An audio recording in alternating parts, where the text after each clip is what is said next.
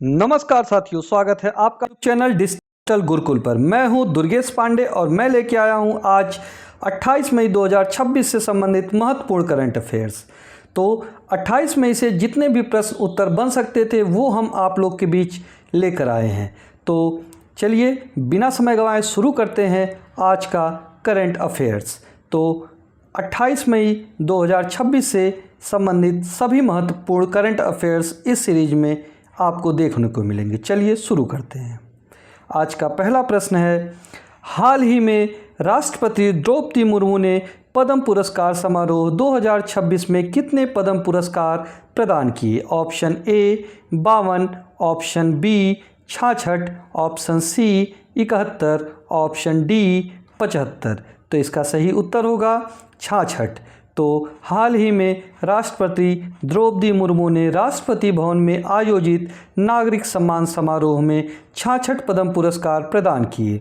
पद्म पुरस्कार भारत के सर्वोच्च नागरिक सम्मानों में शामिल है, जिन्हें कला, साहित्य, विज्ञान, खेल, समाज सेवा आदि क्षेत्रों में उत्कृष्ट योगदान के लिए दिया जाता है।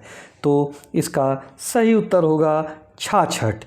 66 पुरस्कार द्रौपदी मुर्मू ने पद्म पुरस्कार प्रदान किए। तो अगर आपको इससे रिलेटेड वीडियो देखना है तो आप मेरे डिस्क्रिप्शन से लिंक लेकर वीडियो देख सकते हैं। हमने पद्म पुरस्कार पर एक पूरा 16 से 17 मिनट का वीडियो बनाया है, जिसमें पद्म पुरस्कार के इतिहास से लेकर पहले पद्म पुरस्कार से लेकर आज तक के पद्म पुरस्कार कब और कैसे दिए गए और किस किस क्षेत्र में दिए गए, सब कुछ उस वीडियो लेक्चर में आप पाएंगे। तो आप मेरे डिस्क्रिप्शन बॉक्स से जाके उस करंट अफेयर्स के वीडियो, उस पद्म पुरस्कार के वीडियो को ज़रूर देखिएगा। चलिए चलते हैं अगले महत्वपूर्ण प्रश्न की ओर। अगला प्रश्न है, भारत ने हाल ही में किस प्रकार के लड़ाकू विमानों के स्थानीय निर्माण हेतु प्रस्ताव मांगे? ऑप्शन ए 4वीं पीढ़ी, ऑप्शन बी 4.5वीं पीढ़ी, ऑप्शन सी 5वीं पीढ़ी, ऑप्शन डी 6ठी पीढ़ी। तो इसका सही उत्तर होगा ऑप्शन सी 5वीं पीढ़ी। भारत सरकार ने हाल ही में 5वीं पीढ़ी के लड़ाकू विमानों के स्थानीय निर्माण हेतु प्रस्ताव आमंत्रित किए। इसका उद्देश्य भारतीय वायुसेना को आधुनिक तकनीक से लैस करना है, आत्मनिर्भर भारत अभियान को बढ़ावा देना है। 5वीं पीढ़ी के विमान स्टील्थ तकनीक, एडवांस सेंसर और उच्च युद्ध क्षमता से लैस होते हैं।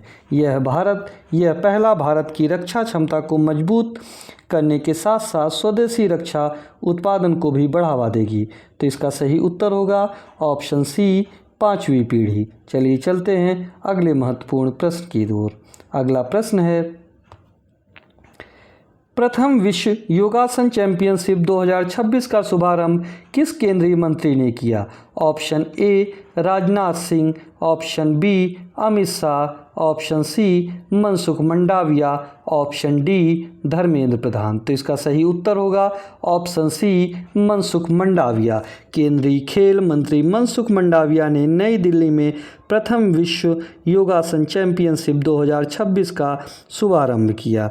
यह पहली बार है जब योगासन को वैश्विक प्रतिस्पर्धा खेल के रूप में प्रस्तुत किया जा रहा है। इसका उद्देश्य योग को विश्व स्तर पर ले जाना एवं स्वास्थ्य दोनों रूपों में स्थापित करना। तो इसका सही उत्तर होगा ऑप्शन सी मनसुख मंडाविया। चलिए चलते हैं अगले महत्वपूर्ण प्रश्न की ओर। तो अगला प्रश्न है, FAO एग्रोकोल मेडल 2026 से किसे सम्मानित किया गया? तो इसके ऑप्शन है अमित शाह, नरेंद्र मोदी, एस जयशंकर, पीयूष गोयल। तो इसके सही उत्तर है ऑप्शन बी नरेंद्र मोदी। संयुक्त राष्ट्र की संस्था FAO food and agriculture organisation ने प्रधानमंत्री नरेंद्र मोदी को एग्रीकोल मेडल 2026 से सम्मानित किया। यह सम्मान खाद्य सुरक्षा, कृषि सुधार और पोषण के क्षेत्रों में योगदान हेतु दिया जाता है। भारत ने हाल के वर्षों में कृषि तकनीक, डिजिटल खेती और मोटे अनाज मिलेट्स को बढ़ावा देने के लिए वैश्विक नीति दिखाया है। चलिए चलते हैं अगले महत्वपूर्ण प्रश्न की ओर। तो अगला प्रश्न है, भारत की कुल वस्तु निर्यात मर्चेंडीज एक्सपोर्ट्स फाइनेंशियल ईयर 2025-26 में कितनी रही? Option A 650 billion dollar, option B 720 billion dollar, option C 803.4 billion dollar, option D 900 billion dollar. तो इसका सही उत्तर होगा option B C 803.4 billion dollar. Bharat का कुल वस्तु निर्यात फाइनेंशियल ईयर 2025-26 में रिकॉर्ड 803.4 बिलियन तक पहुंच गया। यह पहली बार है जब भारत ने 800 बिलियन का आंकड़ा पार किया। निर्यात वृद्धि भारत की आर्थिक मजबूती और वैश्विक व्यापार में बढ़ती हिस्सेदारी को दर्शाता है। इसमें इंजीनियरिंग सामान, पेट्रोलियम उत्पाद, इलेक्ट्रॉनिक्स और फार्मा क्षेत्र का प्रमुख योगदान रहा। तो इसका सही उत्तर है ऑप्शन सी 803.4 बिलियन डॉलर। चलिए चलते हैं अगले महत्वपूर्ण प्रश्न की ओर। तो अगला प्रश्न है, भारत में एमएसएमई क्षेत्र का जीडीपी में लगभग कितना योगदान रहा? Option A 15%, option B 22%, option C 31%, option D 40%। तो इसका सही उत्तर होगा ऑप्शन सी 31%। भारत में MSME micro small and medium enterprises क्षेत्र का जीडीपी में लगभग 31% योगदान है। यह क्षेत्र लगभग 32.8 करोड़ लोगों को रोजगार देता है और निर्यात में भी महत्वपूर्ण भूमिका निभाता है। हाल ही में उद्यम रजिस्ट्रेशन की संख्या 7.9 करोड़ से अधिक हो गई है। एमएसएमई भारत की अर्थव्यवस्था की रीढ़ मानी जाते हैं क्योंकि ये रोजगार सृजन और ग्रामीण औद्योगिकीकरण को बढ़ावा देते हैं। तो इसका सही उत्तर होगा ऑप्शन सी 31%। चलिए चलते हैं अगले प्रश्न की ओर। अगला प्रश्न है, हाल ही में भारत में किस फसल के ने एथेनॉल उत्पादन में गन्ने को पीछे छोड़ दिया? ऑप्शन ए धान, ऑप्शन बी गेहूं, ऑप्शन सी मक्का, ऑप्शन डी ज्वार। तो इसका सही उत्तर होगा ऑप्शन सी मक्का। हाल ही में जारी आंकड़ों के अनुसार एथेनॉल उत्पादन में पहली बार मक्का ने गन्ने को पीछे छोड़ दिया। भारत सरकार पेट्रोल में एथेनॉल मिश्रण बढ़ाने की नीति पर कार्य कर रही है जिससे कच्चे तेल के आयात में कमी आएगी। मक्का आधारित एथेनॉल उत्पादन कृषि विविधीकरण और किसान की आय बढ़ाने में मदद करेंगे। चलिए चलते हैं अगले महत्वपूर्ण प्रश्न की ओर। अगला प्रश्न है, भारत में न्यायिक अवसंरचना सलाहकार समिति की घोषणा किसने की? ऑप्शन ए राष्ट्रपति, ऑप्शन बी कानून मंत्री, ऑप्शन सी मुख्य न्यायाधीश, ऑप्शन डी चुनाव आयुक्त। तो इसका सही उत्तर होगा ऑप्शन सी मुख्य न्यायाधीश। भारत के मुख्य न्यायाधीश सीजेआई ने न्यायिक अवसंरचना सलाहकार समिति की घोषणा की। इसका उद्देश्य अदालतों में डिजिटलीकरण, ई कोर्ट प्रणाली और आधुनिक न्यायिक ढांचे को मजबूत बनाना है। समिति देश भर की अदालतों में डिजिटल सुविधाओं, वर्चुअल सुनवाई और आधुनिक भवनों के विकास के लिए रोड मैप तैयार करेगी। तो इसका सही उत्तर होगा ऑप्शन सी मुख्य न्यायाधीश। चलिए चलते हैं अगले महत्वपूर्ण प्रश्न की ओर। तो अगला प्रश्न है, हाल ही में चुनाव आयोग ने special intensive revision SIR phase 3 कितने राज्य और केंद्र शासित प्रदेशों में शुरू किया? ऑप्शन ए 10 राज्य 2 केंद्र शासित प्रदेश, 12 राज्य 4 केंद्र शासित प्रदेश, 16 राज्य 3 केंद्र शासित प्रदेश, 20 राज्य 5 केंद्र शासित प्रदेश। तो इसका सही उत्तर होगा ऑप्शन सी 16 राज्य और 3 केंद्र शासित प्रदेशों में SIR का फेज़ 3 शुरू किया गया। भारत निर्वाचन आयोग ECI ने हाल ही में special intensive revision SIR phase 3 अभियान शुरू किया।